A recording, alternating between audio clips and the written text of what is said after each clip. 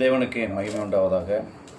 இந்த நாளிலும் தேவன் நம்ம ஒவ்வொருவரும் கூட இருந்து ஒவ்வொரு நாளும் பாதுகாக்கிறது போல இந்த நாளிலும் அற்புதமாகவும் அதிசயமாகவும் தேவன் நம்மை காக்கும்படி அவருடைய பாதத்தில் அமர்ந்திருப்போம். ஜெபசந்தையோடு இந்த நாளை செலவிட கற்றுக்கொள்வோம்.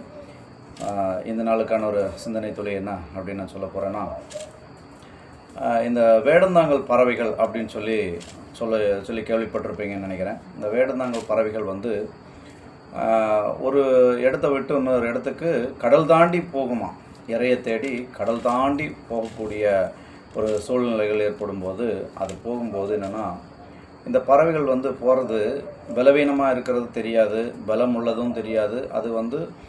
அது ஒரு போக்கில் அது பாட்டு கிளம்பி போயிட்டே இருக்கும்.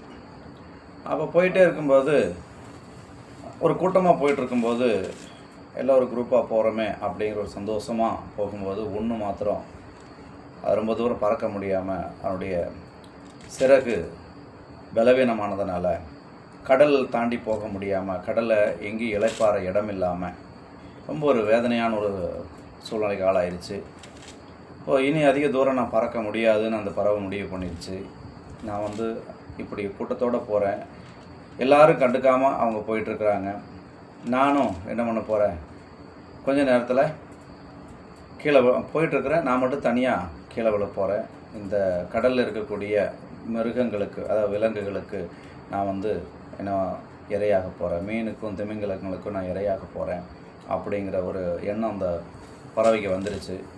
அப்போது அது என்ன மாதிரியான ஒரு ஃபீல் பண்ணியிருக்கோம், அது ஃபீல் பண்ணியிருக்கு எப்படின்னு, நான் தண்ணியில் விலக போகிறேன் அப்படின்னு அந்த ஒரு இடத்துல மரணம்தான் இனி நமக்கு, இதிலேருந்து நம்ம மீண்டு வர முடியாது அப்படிங்கிற ஒரு சூழ்நிலைக்கு ஆளாயிருச்சு.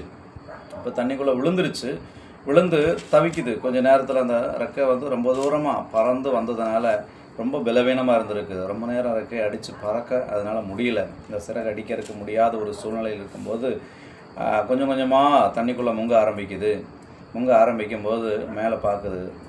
அது கூட வந்த பறவைகளெல்லாம் அப்படியே மின்னல் மாதிரி பறந்து அது பாட்டுக்கு போயிடுச்சு.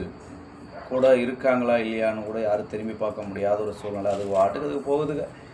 இது கொஞ்ச நேரத்தில் நானும் இந்த கடலில் என்னுடைய வாழ்க்கை இதோட முடிய போகுது, என்னுடைய நினைவுகள்லாம் இதோட அழிய போகுது அப்படின்னு ரொம்ப வேதனையோடு அப்படியே பார்த்துட்டு அந்த கடைசி நிமிஷம் மூச்சு இழுத்து விடும்போது ஒரு திமிங்கலம் ரொம்ப தூரத்தில் இருந்து பார்த்துட்டே இருந்து வேகமாக அந்த திமிங்கலம் என்ன பண்ணிச்சான், அந்த பறவையை அதை சேதப்படுத்தலை, அதுக்கு பதிலாக அந்த திமிங்கலம் அதுக்கு கீழே மேலே அப்படியே தூக்கியிருக்கு.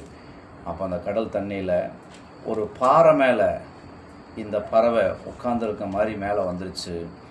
அழகாக அந்த திமிங்கலம் அடுத்த மறுகரையில் ஒரு மலை ஒன்று இருக்குது, அந்த பறவைகளுடைய சரணாலயம் சொல்லுவாங்களாம். அந்த பறவைகள் போய் அந்த ஒரு இடத்துல தான் இளைப்பாறிட்டு அதுக்கு அடுத்தது மீண்டும் தன்னுடைய பயணத்தை ஆரம்பிக்குமா. அப்படி ஒரு இடம் இருக்குதான்.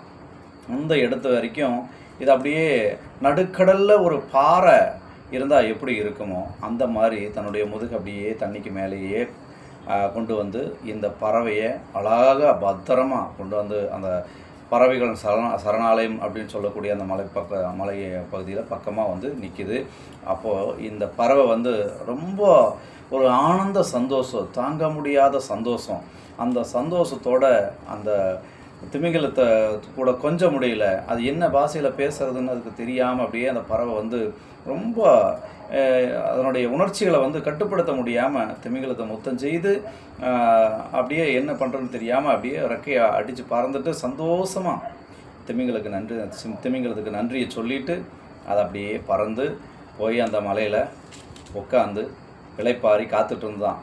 அப்போ விட்டுட்டு முன்னாடி போன பறவைகள்லாம் அப்போ தான் அது கூட ஜாயின்ட் ஆனாங்களாம். அப்போது என்னுடைய வாழ்க்கை இந்த கடலோடு முடிய போகுது அப்படின்னு நினச்ச அந்த பறவையை ஆண்டவர் முதல்ல கொண்டு அந்த இடத்துல சேர்த்தியிருக்கார். அது இளைப்பாடுற இடத்துக்கே கொண்டு வந்து சேர்த்தியிருக்கிறார்.